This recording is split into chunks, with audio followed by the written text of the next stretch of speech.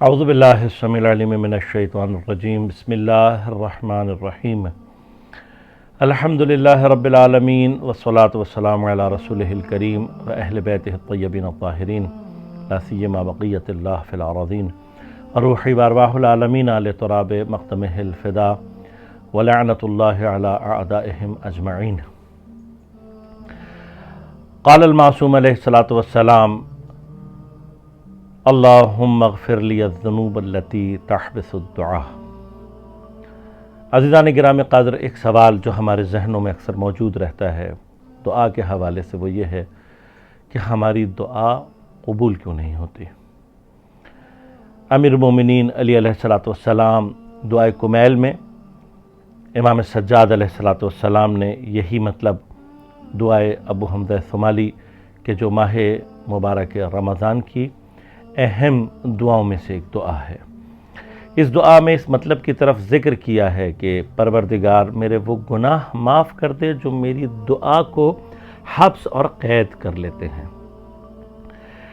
عبد جب پروردگار کی بارگاہ میں آ کر دعا کے لیے ہاتھ بلند کرتا ہے تو یہ وہ مقام ہے کہ جہاں پروردگار اپنی رحمت واسعہ کے ذریعے سے بغیر کسی واسطے اور وسیلے کے بندے کی دعا کو سننے اور اس کی استجابت کے لیے دروں کو کھول دیتا ہے۔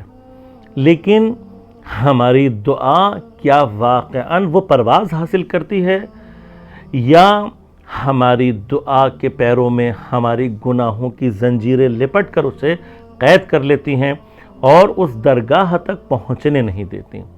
عزیزان گرامی قدر، ہمارے بہت سارے گناہ ایسے ہوتے ہیں کہ جو ہماری دعا کی قبولیت میں مانع ہو رہے ہوتے ہیں۔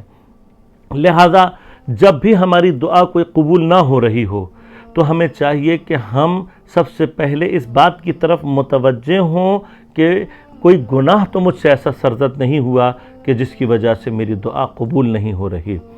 یہ ناممکن ہے کہ پروردگار دعا کو قبول نہ کرے۔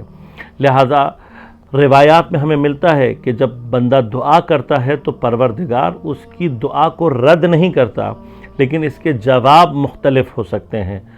کبھی کبھار دعا قبول نہیں ہو رہی ہوتی علی الظاہر، لیکن وہ کسی ہمارے گناہ کا جبران بن رہی ہوتی ہے۔